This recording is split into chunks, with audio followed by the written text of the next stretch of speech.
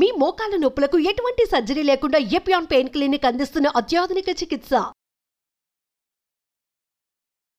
కొంతమంది మేము కాఫీ తాగుతామని మంచిది అంటే కదా లివర్ కింద. కాఫీ పాలతో తాగితే మంచిది కాదు. Black coffee 2 cups every day. 2 cups every day is very good for fatty liver. అదే విధంగా you take ginger and turmeric tea, అంటే హాట్ వాటర్ లో జింజర్ గానీ టర్మరిక్ వేసుకొని తాగితే that also is very good liver మాట. అది కూడా చాలా మంది రియలైజ్ చేయరు. గ్రీన్ టీ కొంతవరకు మంచిదే.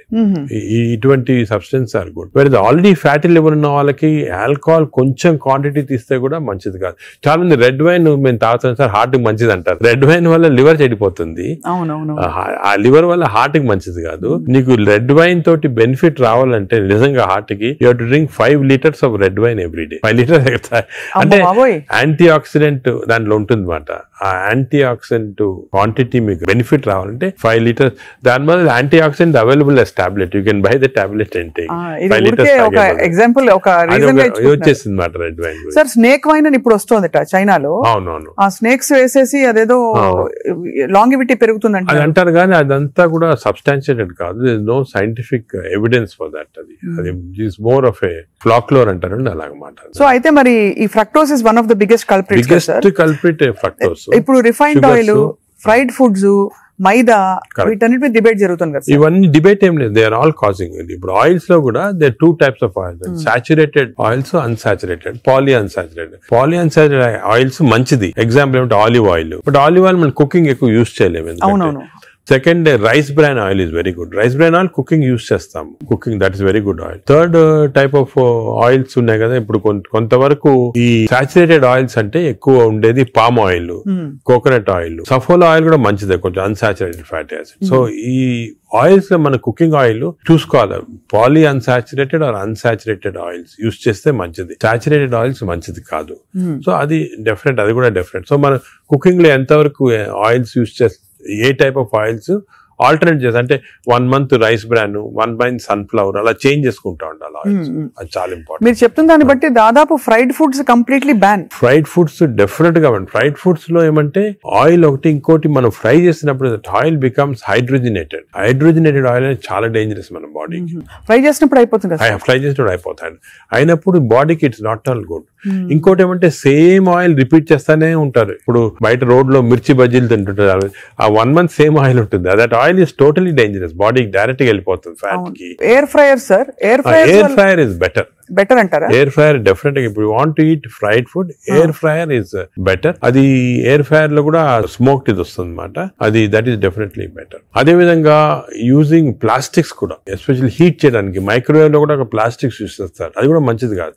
ఈ ప్లాస్టిక్స్ మైక్రో ప్లాస్టిక్స్ అవుతాయి అన్నమాట. మనం తిన్నప్పుడు మనకి తెలియదు. ఈ మైక్రో ప్లాస్టిక్స్ బాడీకి వెళ్ళిపోయి that also causes fatty liver. అవునా సార్? మైక్రో ప్లాస్టిక్స్ వల్ల కూడా మంచిది. సో ఎస్పెషల్లీ మీరు ఈ ఫుడ్ బయట నుంచి ఆర్డర్ చేస్తారు, ప్లాస్టిక్ దాంట్లో వస్తుంది, దాన్ని ఓవెన్ లో పెడతారు, తింటారు. That causes microplastics and causes that is something nobody new. Cancer గురించి అనుకుంటాం కానీ ఫ్యాటీ లివర్ వస్తుందని ఎవరికి తెలియదు. That is also very problem.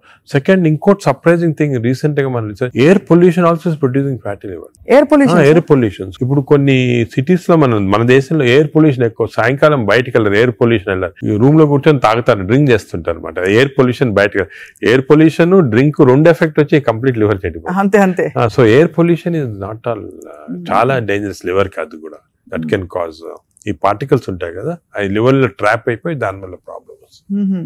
Fatty liver కానీ చాలా వివిధ కారణాలు ఉంటాయి. ఇలాగా డయట్ లో ఫ్రైడ్ ఫుడ్ ఒకటి, దాని తర్వాత కొన్ని స్వీట్ అండ్ థింగ్స్, ఫ్రక్టోస్, ఇవన్నీ కూడా చాలా డేంజరస్. హై ఫ్యాట్ కొన్ని ఉంటాయి సార్. ఇప్పుడు కోకోనట్ ఆయిల్ గురించి చాలా ఒక టైం నడిచింది, కోకోనట్ ఆయిల్ చాలా మంచిది అని చెప్పి. అలాగే మనకి అవకాడో చాలా మంచిది అంటున్నారు. అవకాడో మంచిది. అవకాడోలో ఎక్కువ పాలీ అన్సాచురేటెడ్ ఫ్యాటీ యాసిడ్. అలాగే ఫిష్ ఆయిల్ అనుకోండి, ఫిష్ లో ఉన్న ఆయిల్ omega 3 ఉంటుంది. omega 3 మంచిది. In fact omega, if you are vegetarians, I suggest omega 3 capsules తీసుకోవడం మంచిది. ఫ్యాటీ లివర్ కూడా మంచిది. They are all unsaturated or poly unsaturated. అవి ప్రొటెక్ట్ చేస్తాయి body. So logically sir, ghee అయితే ghee and butter not recommended.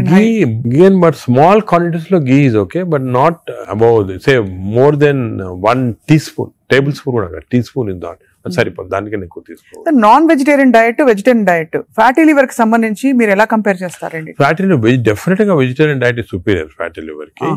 But again vegetarian diet లో if you take carbohydrates అనుకోండి, ఇడ్లీ ఇటువంటి simple carbohydrates they can also produce fatty liver very fast. అదే విధంగా ఇప్పుడు మనము రిచ్ కార్బోహైడ్రేట్స్ రైస్ అనుకోండి, plain white polished rice, that also high carbohydrate which is high glycemic index అంటాం, that also causes fatty liver.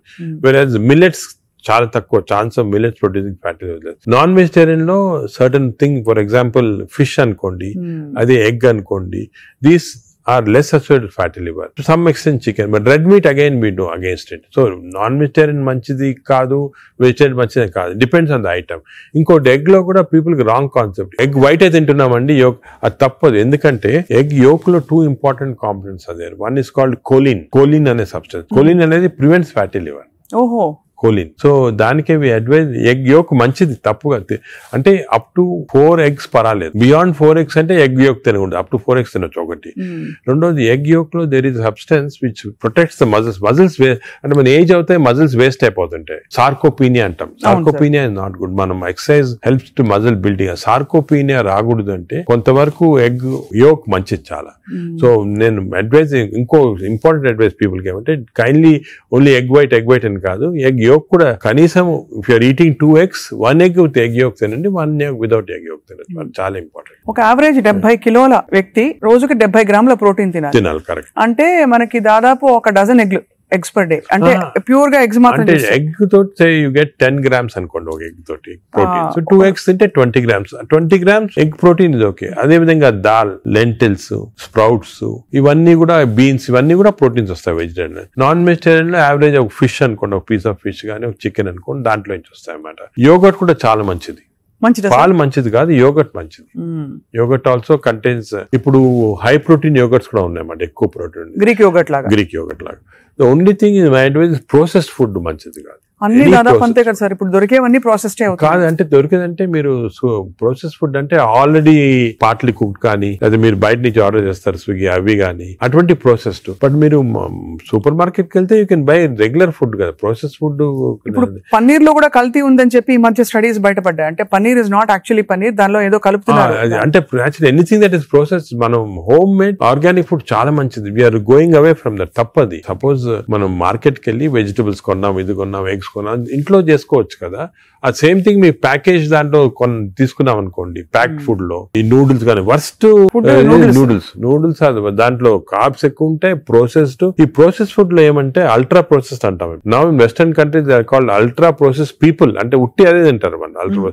ఎప్పుడు అంటే ఇంట్లో cook చేసుకోరు చాలా మంది, ఇంట్లో కుక్ ఏముంటాయి sir health issues. So ultra process food వల్ల ఏమొస్తుందంటే in addition to that high carbs, high sodium ఎక్కువ ఉంటుంది అల్ట్రా ప్రాసెస్ ఫుడ్ లో. సో బీపీ అది. Second important thing ultra preservatives, అదే విధంగా కలరింగ్ ఏజెంట్స్ ఇవన్నీ ఉంటాయి. దీని వల్ల ఏమవుతుందంటే ఫుడ్ టేస్ట్ బాగుంటుంది చాలా. It contains this tasty thing. ఈ టేస్ట్ వల్ల once you tend to eat more, number 1. Number 2, ఈ ప్రాసెస్ ఫుడ్ వల్ల గట్ మైక్రోబయోమ్ అన్ని చెడిపోయి బ్యాడ్ మైక్రోబయోమ్ వచ్చి అది లివర్ కి ఎఫెక్ట్ అవుతుంది.